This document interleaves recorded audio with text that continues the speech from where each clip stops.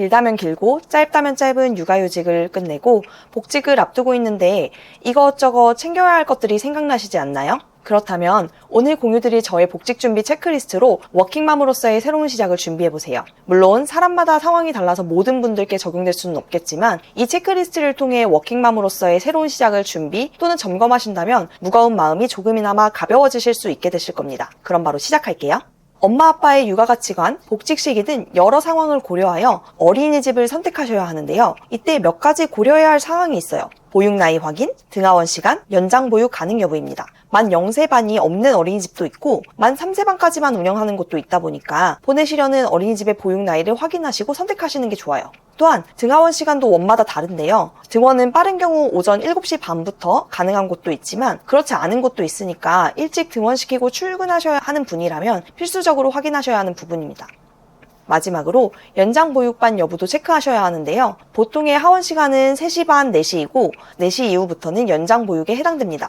보내시려는 기관에 연장 보육반이 없다면 하원 시간 이후 돌봄을 도와주실 분도 정해야 하니까 되도록이면 연장 보육반이 있는 곳을 선택하는 것이 좋겠죠?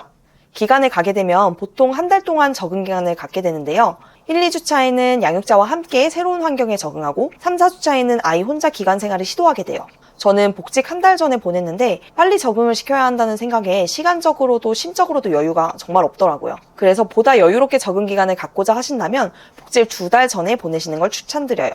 아이도 엄마도 시간적으로 적응하는 데 여유가 생기다 보니까 부담이 훨씬 덜해질 거예요. 그리고 적응 기간 중 아이가 낮잠을 시도하게 되는데요. 저희 아이의 경우에는 환경 변화 때문에 잠을 잘 못 자서 깨서 막 울더라고요. 이때 집에서 사용하던 이불과 애착 인형을 함께 보내주세요.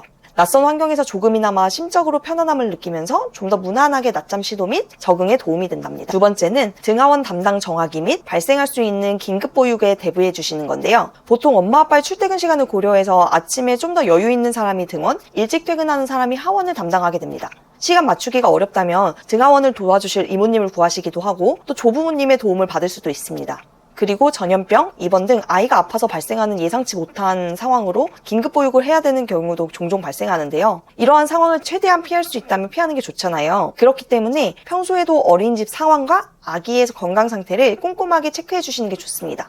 그리고 주변 가족들에게 만일의 사태를 대비하여 미리 도움을 요청하고 평소에 엄마 아빠의 연차 사용을 최대한 줄여서 꼭 필요한 시기에 사용할 수 있도록 해놓는 게 좋습니다.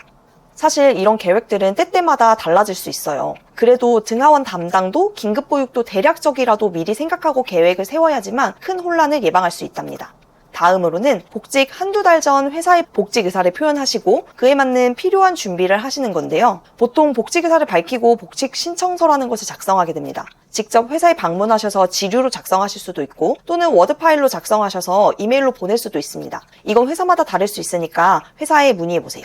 이와 더불어 회사 친한 동료들에게 회사 동태를 파악하는 것도 잊지 마세요. 사실 휴직을 하게 되면 짧게는 3개월에서 길게는 2년까지도 회사를 떠나 있게 되는데요. 이때 팀 내 분위기라든지 조직 개편 또는 회사 사정 등 어떻게 변했는지 알 수가 없잖아요. 그러니까 미리 친분이 있는 동료분들께 안부 겸 연락하셔서 슬쩍 한번 물어보세요. 어느 정도의 변화를 예상하고 복직을 준비하시는 편이 회사 적응에 훨씬 더 도움이 됩니다. 네 번째부터는 체크할 사항이라기보다는 조금이라도 먼저 워킹맘 라이프를 시작한 입장에서 예비 워킹맘 분들이 꼭 하셨으면 하는 바람이 담겨 있는 것들인데요. 먼저 병원 투어예요. 육아를 하면서 이곳저곳 아픈 곳이 참 많아져요. 저의 경우에는 목 디스크가 있었는데 그게 좀 더 심해졌고 손목 이건 진짜 애기 머리 막 받치고 들고 씻기고 다 하니까 손목이 막 너덜너덜해질 수밖에 없더라고요. 손목 보호대 하라고 하는데 솔직히 젖병 닦고 씻기고 하면서 손에 물이 계속 닿으니까 보호대 너무 불편해서 못 쓰겠더라고요. 그러다 보니까 점점 더 망가졌던 것 같아요. 아무튼 복직 전 병원 투어 다니시는 거 추천드려요.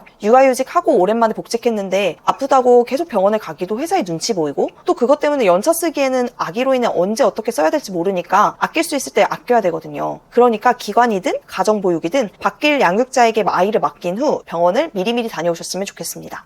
마지막으로는 낮잠도 충분히 주무시고 맛집, 카페, 도장 깨기든 알차게 개인 시간을 보내주세요. 일을 시작하면 온전한 나만의 시간이 정말 부족해요. 물론 주말에 개인 시간을 가질 수도 있겠지만 평일에 부족했던 아이와의 시간을 주말에 채워주고 싶은 마음 때문에 그게 쉽지가 않아요. 그러니까 제발 여유로운 마음으로 남은 육아휴직 시간을 충분히 즐겨주세요. 이때 마사지 받는 것을 진짜 추천드려요. 육아를 하면서 여기저기 많이 뭉치는데 회사에서 또 오랜 시간 앉아있다 보면 몸이 더 굳어버리거든요. 마사지로 조금이라도 풀면서 몸과 마음을 가볍게 만들어주세요. 부디 꼭 개인 시간 즐겨주세요. 복직 전 워킹맘으로서 마지막으로 체크할 부분에 대해서 말씀드렸는데요. 워킹맘으로서 새로운 시작을 준비하면서 걱정되는 마음, 막연한 두려움 분명히 있으실 거예요. 저 역시도 그랬거든요.